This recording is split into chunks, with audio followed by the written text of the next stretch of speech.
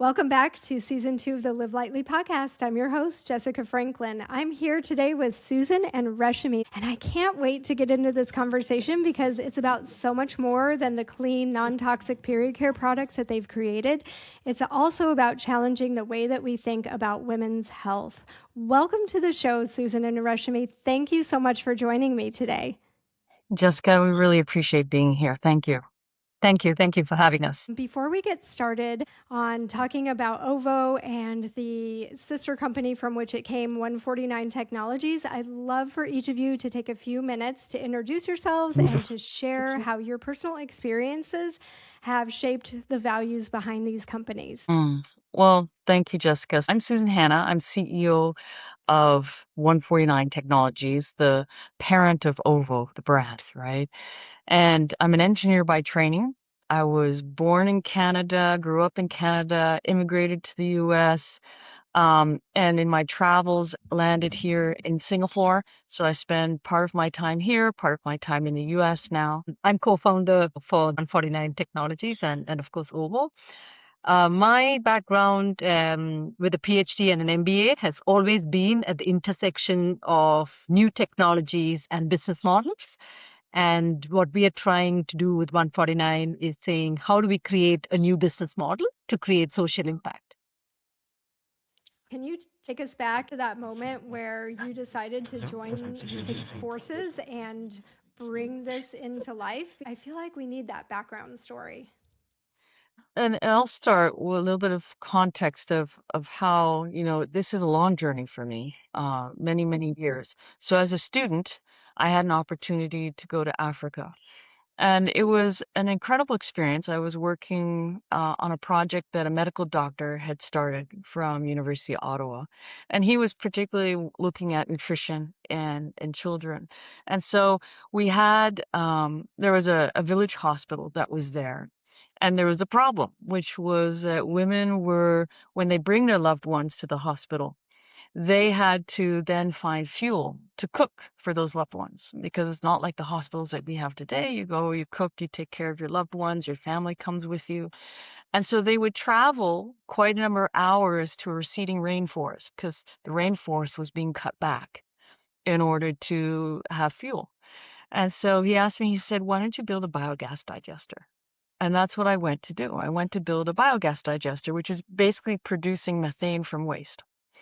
And in the process, I also had a chance to work at the hospital and support, what the doctors were doing, the nurses, sterilization, helping with some procedures. And that summer, I've never seen so many women die in my life. It was really quite an experience, the situations that we saw I went through. And it stuck with me. I went back to school, right? So I was in my 4th year. And I went back and I talked to a professor. And this professor was a Malayali from South India, from Kerala. And his name was Professor Uni. And I said to him, I said, Professor Uni, I really want to go back. And he said, don't go back. He said, get your experience here in Canada. Finish your engineering, finish getting your experience. And then over time, if you want to go back, go back. And I can understand, Jessica, why he would say that. I mean, there's I guess that as young people, there's this sense that sometimes young people are naive, right? And that they're idealistic. And that, what do you know? You're coming from a developed country. Yes, my mom is Jamaican, my dad's Egyptian, but they're immigrants to Canada. So I'm a first generation Canadian. Um, but the experiences and the knowledge that we have in the developed world about what the developing world goes through, it can be the things that we implement and what we think about and what we can do, not always very helpful. And we've seen that historically, right? So I can understand why he would say that. But nonetheless, it was something that stuck with me for years. It wouldn't let go. And so, fast forward, I started my own AI company. I exited that AI company, went to work for a pharmaceutical company. In the course of working for that pharmaceutical company, I came to Singapore and I saw a lot of women's health startups struggle to get to market. Venture capitalists invest in them, and then they say, okay, forget about India, Dr. So and so. Go to the US or go to Europe where I can get my exit. Because once these VCs invest in you, they have to find a way to get their return on their investment. And very difficult to do that in Southeast Asia or, other areas like this. The San Francisco and the area that you're in, California, New York, right? Those are the areas where people are investing. They're comfortable with those types of risks, longer term healthcare type investments, even though Reshmi will give you some of the statistics, women's health is not very well invested in, right? So it stuck with me. And as a result, I said, no, I have to do something about this.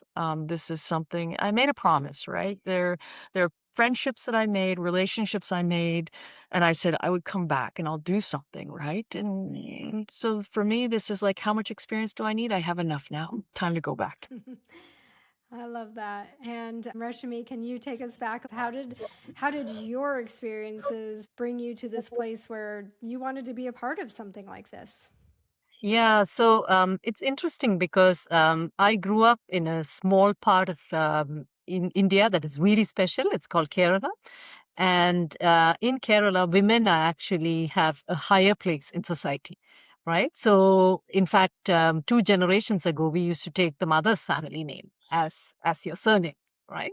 So, coming from that context, it was only later in life when I left Kerala for my higher studies. I went to masters to one of the other states in India, and they had a women's rights club, right? And I was like, "What's going on?" you know. So it only as an adult did I get the perspective that there are many areas for women that need support.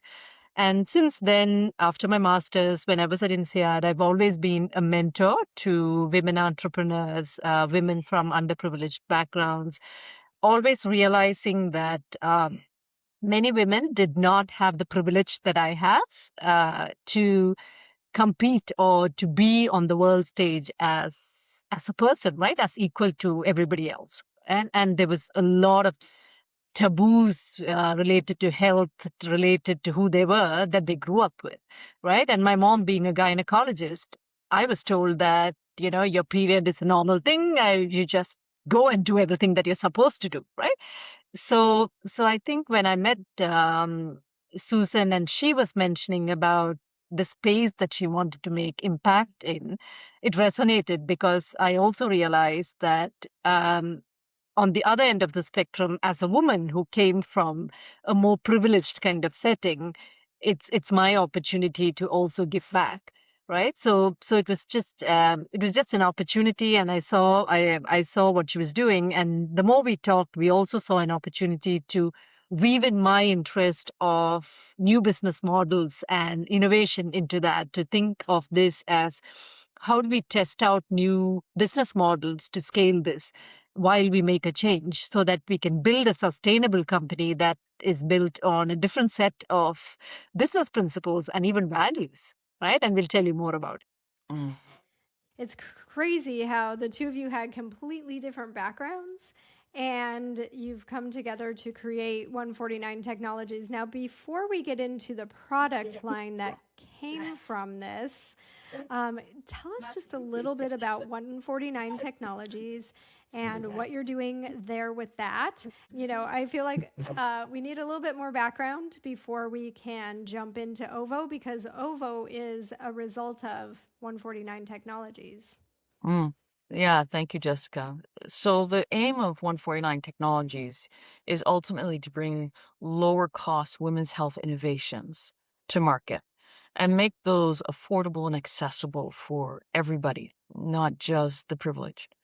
And our thesis to do that, right? And we've described a little bit of the challenges and the problems with women's health and getting women's health solutions to market. And what we realize is that this requires infrastructure.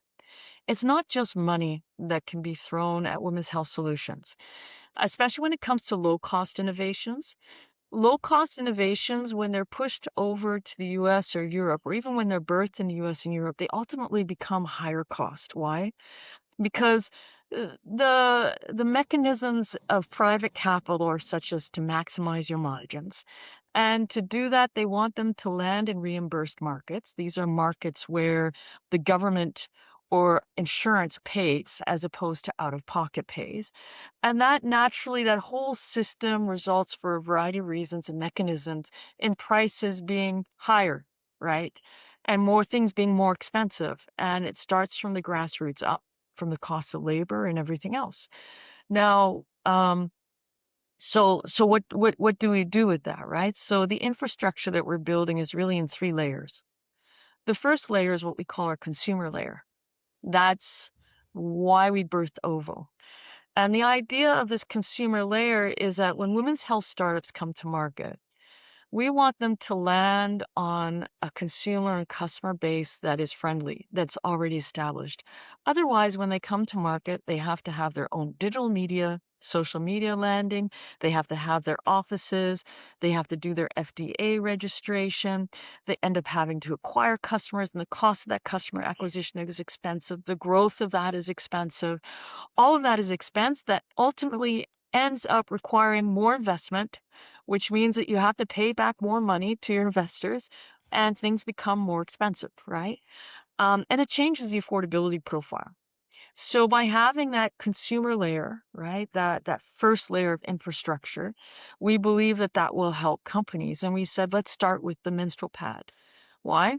Because that's the beginning of our journey. That's the beginning of our, I would say, touch point with ourselves as women. What does it mean for me to develop as a woman? Like, how am I biologically different than this other male species, right? And it's also the source of a lot of problems. So think about it, like, what if, and we're talking to a startup that's doing this, what if you could do HPV testing in a pad instead of having to have pap smear? And we've seen it in California. There's people looking at menstrual blood as a source of stem cells, right? So there's something, and then there's PCOS, there's endometriosis, there's all these things that happen along that menstrual hygiene pathway that if we can become that trusted partner, we can help bring these lower cost solutions to market. So that's the consumer layer. The other layer is the execution layer. And what we mean by execution is shared services and experts, right? That can help you with, if it's more than general wellness, if it's something that needs clinical trials, preclinicals, if it needs market access, regulatory, legal, finance, all the pieces that come together to actually bring a business about. A startup and a founder may have expertise in one area, but not in all those areas of business. So by bringing those different areas together at a lower cost, we can help them get to market faster. We've curated the experts, right, for them. They don't have to be an expert or try to be an expert in everything, which we know is not possible. And then the third layer of this after that is what we call our intelligence layer. And so we're actually rolling out a tool called ScoutFast, which we all know healthcare is very complicated, and it's what's called based on a capability graph. That's to say, every group of companies, every organization, you, me, every individual, we have a set of capabilities. And some of those capabilities are the ones that are table stakes, and some of them are very differentiated. You bring those capabilities together and you make a fingerprint of the company and you make a fingerprint of the VCs out there and you do a matchmaking. So we become a match.com of founder and funder. And then we also help them land into the ecosystem so they know, who do I partner with? And I'll let Reshmi explain a little bit about the business model of 149 and why we say partner and why 149. Yeah, so 149, and I'm sure some of your listeners are also wondering why 149, right? Why is the company called a number? So what's interesting is, as we were, we've been brainstorming this concept for years before we actually built the company. And as we were thinking, one of the concepts that, so I've always personally believed in partnerships, in an open innovation, and in all my corporate roles, have put in place some kind of a partnership to enable scale up or reduction of costs or access to talent or access to new technologies, right? So we started talking about this and we came across there's an author called Safi Bakal who's written a book called Loonshots. So it was a book I bought in the airport, for my reading on a flight, and it was all about research done, on the number. Why do organizations stop behaving like agile startups as they grow? And why do they then start, getting into corporate politics, the power games? Why does this transition happen, right? So he was examining that.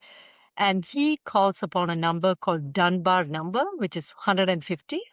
And this is research that has been done first on primates and essentially has been shown that in any system, usually when you look at the animal environment, if you have more than 150 people, numbers, so what happens is the relationships start to change. You don't form very good intimate relationships anymore. So in fact, when Facebook was launched, you were limited to having 150 contacts on it. So there is a scientific basis to the fact that if you form more than 150 relationships, you're not forming meaningful relationships. Then how do you then resolve it with the fact that as an organization scales, of course, you need more and more people to run the organization because the business is growing, you need all the different functions. That's when we came up with the idea of partnerships. We said, what if we kept 149 with less than 150 people, hence the name 149.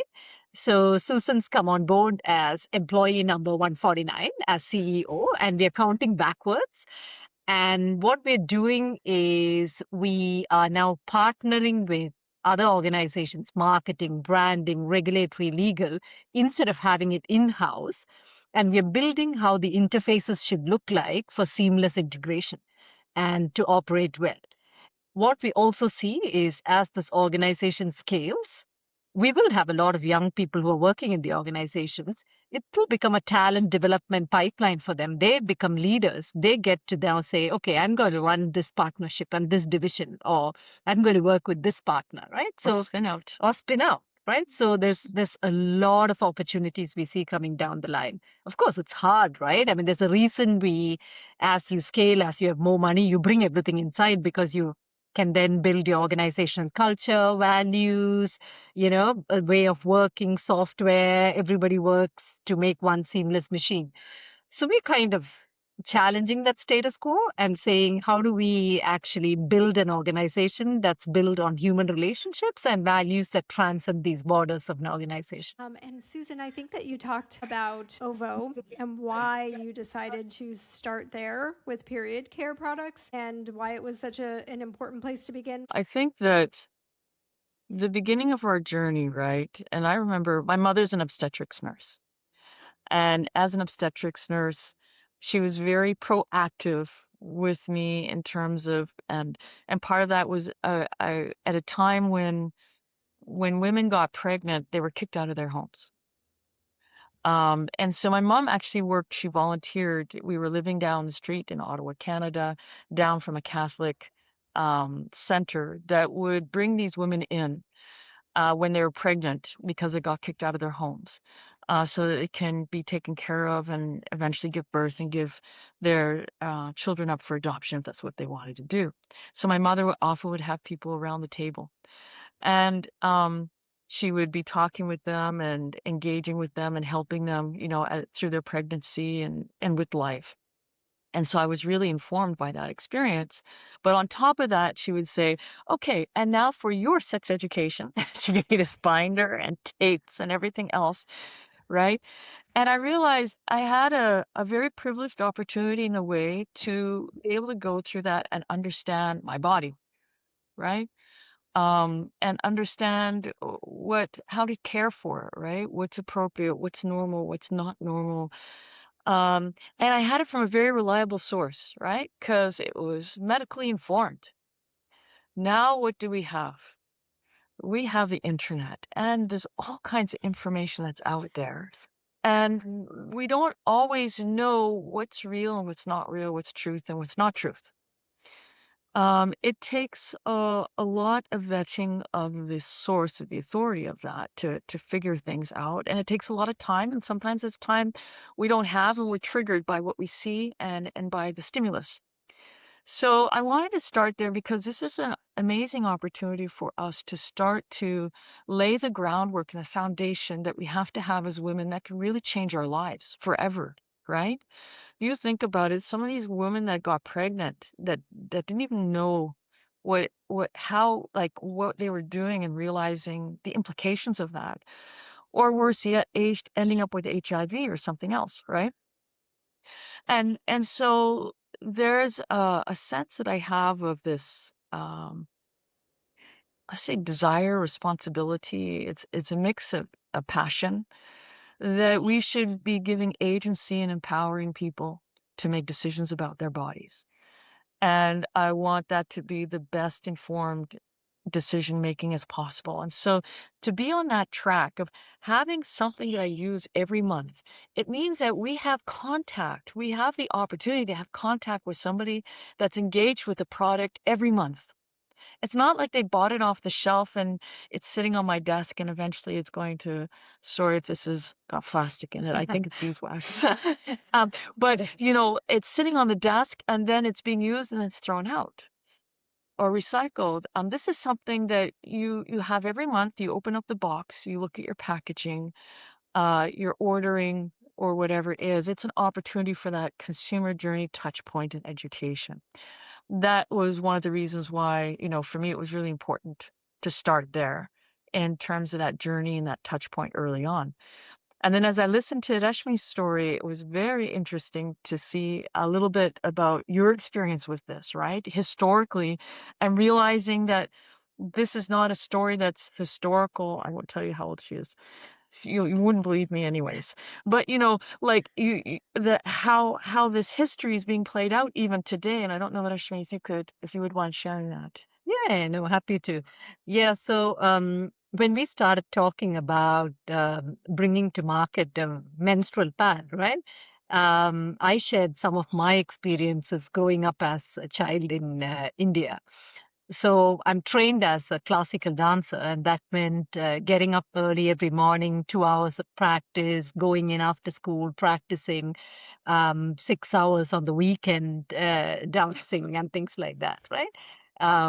So again, I mentioned earlier that my mom's a gynecologist, and I was raised to think that periods are a normal thing. But at the same time, I observed around me that many of my classmates would take time off, right? Because they would consider themselves sick when they got their periods.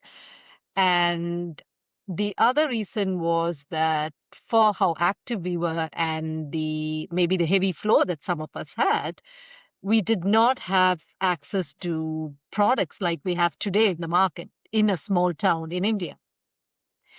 So girls didn't feel comfortable to play sport or do things because they were always worried about, leaks and things like that.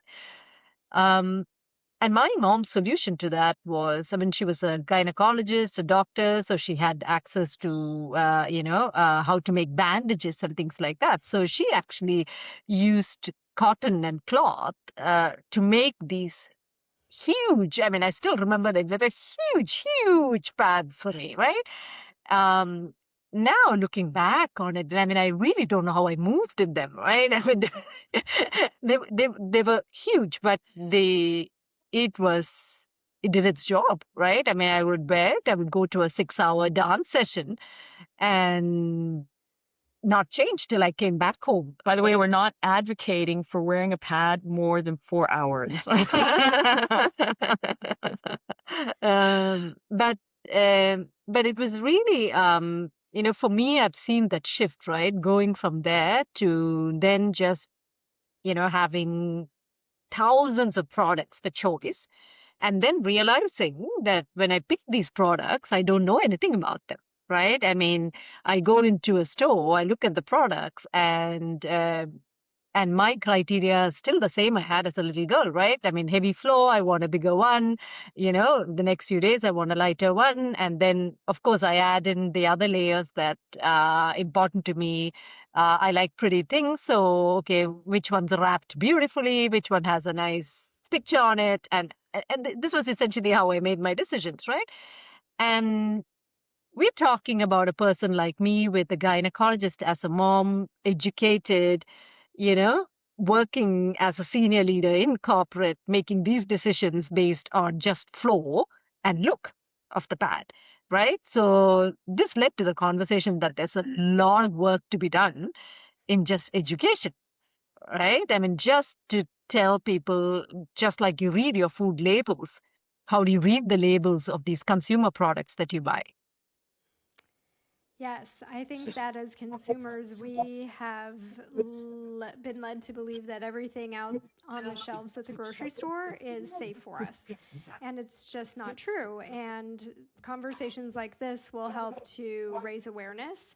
And when we're talking with our girlfriends, we can start talking about what ingredients are in everything that we're using, because it's really important. As consumers, we generally underestimate what it takes to truly create something that's intentional with the materials. And so can you take us through what this required behind the scenes, from sourcing the materials that aligned with both your standards, but also navigating the manufacturing challenges that I'm sure happened, and any industry pushback that you may have experienced, and also the realities of building something that's both safer and more sustainable?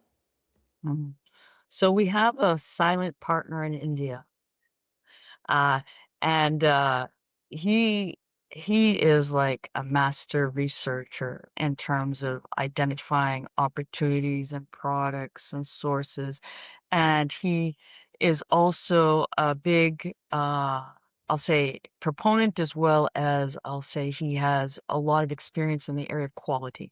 Okay, quality management. Let's leave it at that. And so we had a lot of support on the ground to do that sourcing, to do the research, do the exploration and the analysis and the assessment. And why, I mean, we did both India and China, right? And there's a variety of reasons why perhaps we chose India over China in terms of manufacturing capabilities of sources and things. Part of it is proximity, ease of access. Part of it is because of who we know and our connections, obviously. And and that sense of, if you have somebody on the ground, it really makes a difference to make sure then that you can check everything out appropriately. And we made our trips there, right? So we made our own trips and our own assessment. But having somebody there that, can walk down the street, so to speak. No, it's not really down the street. India is a big country. But, go and knock on the door and say, hey, you know what, let's take a look at this. It's super, super valuable. The other piece to that was super helpful is being able to have access to information about the backgrounds of the people that we work with. Not because you're doing, not like it's a background check, but to know where they were educated, how they were educated, what their value systems are. So it all begins with the people and the partnerships, right? In terms of those value systems and the capabilities. Remember, I was talking about capabilities and this Mm-hmm. capability map as an intelligence layer. We had to do that manually because we didn't have the tool. But even with the tool, you still want to be able to check and do things in that way. Capabilities begins with your values, right? In many sense, and your mission and your values. And then you build your capabilities around there. So in terms of the materials, there's a lot of, and we'll talk about this more in the master class. We're not perfect, right? So I'll say that. Ovo is not a perfect brand, and there is room for improvement. There's room for improvement in all different kinds of areas, but we were able to do plant-based, right? So we have bamboo, we have wood-based pulp. It's FSC, so we know it's certified sustainable. But I'll give you an example of one of the things that I'm not happy with. I'm not happy with the fact that we're still using bamboo viscose, right? Because viscose is a process. It's not the most environmentally friendly process. And so as we look at the complete life cycle analysis of the product, there is work to be done. There are some other areas that we'll talk about in the master class that have to do with your release paper and having to make different choices and decisions around the glues and the trade-offs that you make with stability and other things like that. Everything has to be tested. Now, the good news is that when we test against the standard EN 13432 2000, which is a European standard for industrial compostability. All to say that we use standards as a measure to say, okay, this is where we're at, and what do we need to improve on that? And we are making some improvements. So we are in the process of identifying some startups that we're going to be working with that have some interesting solutions around these different areas to make it even better, right? And this is evolution, it's a journey, right? But what I want to encourage us as companies and businesses to do is, one is to be transparent about the product, right? The standards that you're using, the materials that you're using, and to be transparent about what you're trying to do to make the improvements. Um, because there's no such thing as a perfect product, and I don't think that there ever will be. Um, and there's an element of personalization that will also happen along the way, because not every product is best for every person, right? So a lot of people are using menstrual cups. We would like to be able to provide menstrual cups. We're looking at doing that. But not everybody, it doesn't work for everybody. It doesn't work for everybody all the time, right? We know that you use a product, and for some it's okay for, a first few years, and then they get irritation. So it's not a be all and end all for every product, and we are always geared towards what do we need to make our lives healthier and more comfortable as women and less costly, because the pink tax is real, right? And so the other thing that we're going after, even as we work with these startups, is how do you drive the cost down? How do you drive the cost down? How do you have more sustainable, affordable models? I'm very impressed with how many certifications, and we will go into detail about the materials in the masterclass, but you've got a lot of certifications under your belt. Can you talk about what that process, in terms of time, research, auditing, and persistence, like what that was like for you to go through all that? Because that seems like it might have been almost harder than finding the materials and the manufacturers. Yeah. Yeah. So we were fortunate in that when you're dealing with a manufacturer that has quality management systems in place, they're ISO certified, they're FDA registered, et cetera, it shortcuts many of those processes, but there's still a filing to be done. Anytime we make a change, right? So for instance, we're dermatologically tested. Anything that results in a change to that, we'll have to do that testing again. And that's not a cheap test, right? That's $30,000 to $40,000 just to get that test done. By the way, that's an inexpensive clinical trial. Clinical trials can cost upwards of $3 or $4 million, right? And per trial, per location, per site. So it's expensive to put standards in place, and it's expensive to maintain those standards. And that necessarily has an impact on the cost of the product, which we have to realize, which you can manage with volume, you can manage with intelligent supply chains or different, but there's only so much that you can do, right?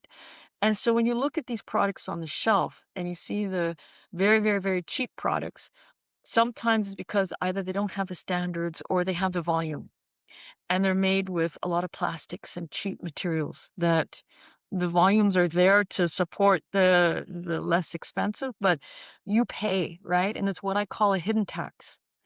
Just like the air that we breathe, right? It's it doesn't cost me anything to breathe this air, but if I put a tax on clean air, it might actually, I might appreciate the breathing a little bit more, right? And it's the reason why we have challenges with water, with air, because these are all things that, when they're polluted, it's like, who do you blame, right? And who pays the cost and who bears the cost of that? And we're doing the same thing with our products. It's going to landfills, there's microplastics, it's in our brains, it's in our bodies, it's affecting our health. And who do you blame? All of us. All of us, right? And so the costs are hidden. And so we realize that sometimes when you go to those standards, you're unhiding those costs. And that can cause a problem, because the costs that are unhidden is directly borne by the person that's then paying. It's not spread across society and somebody else has to pay and worry about it, right? Oh, I didn't realize that it's that expensive to get certifications. Yeah, so FDA registration in the States, and this is for class one. We're in the States, we're a class one medical device. Period. Pads are not a class one medical device anywhere. Our cost this year was 15,000 US just to get FDA registered. That went up from 12,000 or 11,000 year before, and every year it gets more expensive. And so the registrations, the certifications, by time you come to market, you spent a ton of money. And that's not including if you're building your own manufacturing plant, right? We won't even go there, right? Yeah, and I think in addition to the cost, right? I mean, you are a person who's been many years in the medical field in large corporates, and you know where to look, you know where to go to do these filings, right? Imagine if you were a 25-year-old out of college saying, I want to create a company, I have this idea and I want to make impact, and then trying to do all these filings. The cost, of course, is the first hurdle. But let's assume it's a fantastic idea and you have the money. I'm sure this person will spend 6 months trying to figure out what are the certifications needed, how do I get them, where do I go to do them, how do I go about it, and then when they're stuck, they might not even know how to, resolve it. So we, I mean, even with our years of experience, we found that we had quite a bit of, I mean, it wasn't that straightforward, right? So there was quite a bit of processes that we had to go through. So we understand why a company like 149 that exists to help startups now with this experience of bringing over to market could then help them to get over this barrier super easily, right? Because we are there to help them. But to be sure, the certifications is for us, for our value standpoint, right? I was having a conversation with someone the other day. We were having, of course, with the war and things that are going on, there's all kinds of supply chain issues. And so we're looking at plan A, plan B, plan C, right? One of the comments from a person was, oh, well, we can just use this pad from this location over here, right? And we'll get this guy to build it. And they can manufacture to our specifications and da da da. I said, yes, but do they have certifications? Or are we going to have to do all those certifications again? It was, we don't need that. And I'm like, oh, yes, we do. Yes, we do. We need it, right? We need it because I need to know that what is going between your legs or my friend's legs or my niece's legs is safe. I need to know that, right? And I can't be there testing every single pass. So there's got to be a standard, there's got to be a certification process, there's got to be audits, there's got to be these things so that I know how it's impacting my community. And if every business did that, it would be a different planet. Well, thank you for having standards because most companies just don't. There's a lot to this. Were there any moments during this process where the complexity felt so overwhelming that you questioned whether or not you could keep going? Well, the technical stuff is the easier stuff. It's really the easier stuff. I think the hardest stuff are the partnerships and the digital marketing.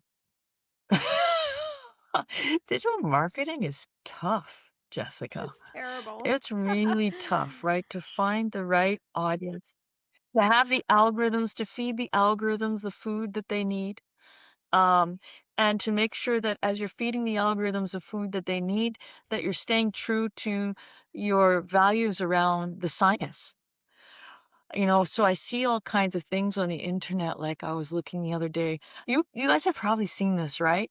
Where people were holding pads up to the light, and they're like, "Oh, the pads are moldy. The pads are moldy."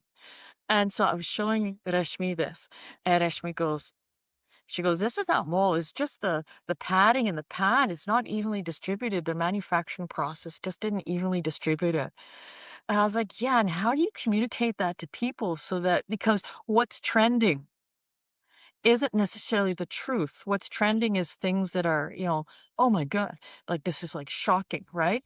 And so the question is that if you want to feed the algorithms, you have to play into that trend and those keywords in a certain way. And how do you do that and maintain your values is a conversation I'm constantly having with our teams. It says, no, we're not going to hype that. We're not going to do it that way. How do you ride the wave without being part of the garbage that is in the wave? you know? And so this is the line that we tread, and what will help us is super educated customers. Yeah, I agree. Right. It's it's interesting to hear you say that your biggest obstacle is marketing and social media.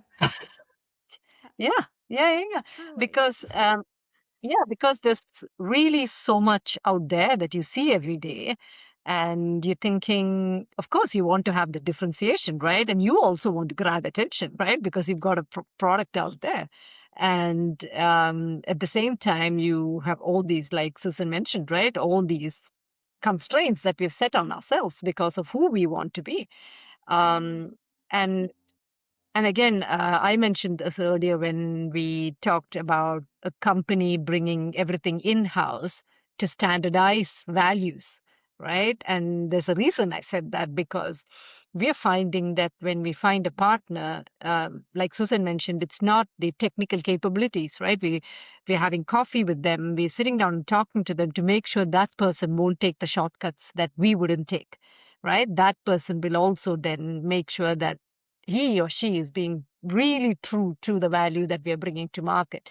Um, so we've now kind of built this methodology where once we identify partners, once we see that okay, the technologies are good, we either take them out for lunch or coffee, we sit down, we have a chat, and very often we try to dig a little deeper into who they are as people, right? Because we recognize that that coherence of who you are as a person in your private life, you will bring that into your work life and you will bring that into your execution.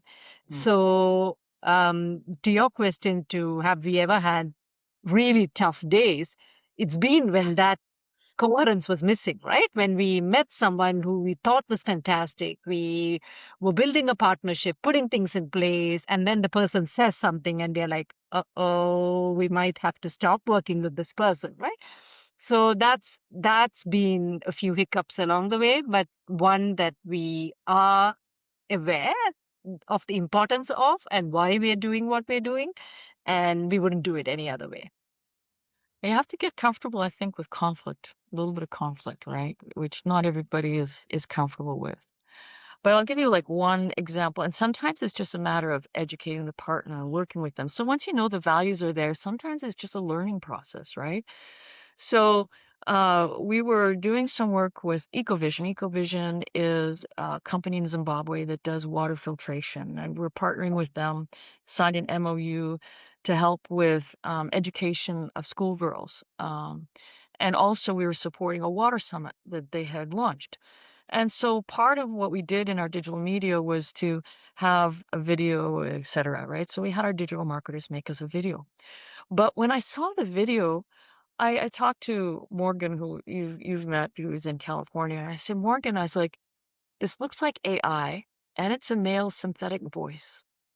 I was like, this is a water summit. AI is a huge consumer of water.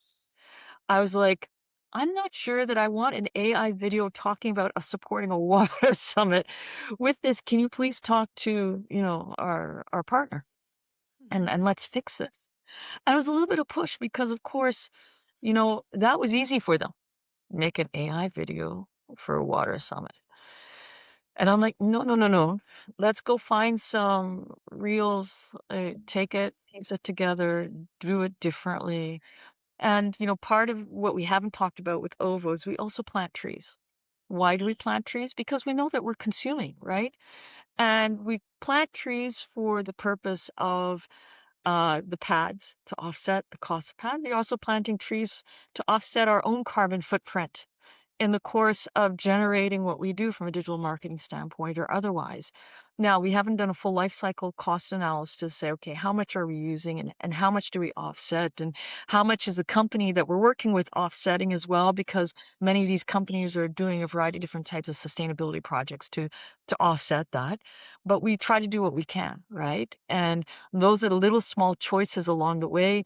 When Reshmi is talking about coherence, that we say, how do we maintain that coherence and how do we work with our partners to understand our values and the importance of maintaining coherence? Clearly, you're a values-based business, and more women are beginning to question the products that they use. I think it's how do you make the decision based on complete awareness of what your product is doing for you, right?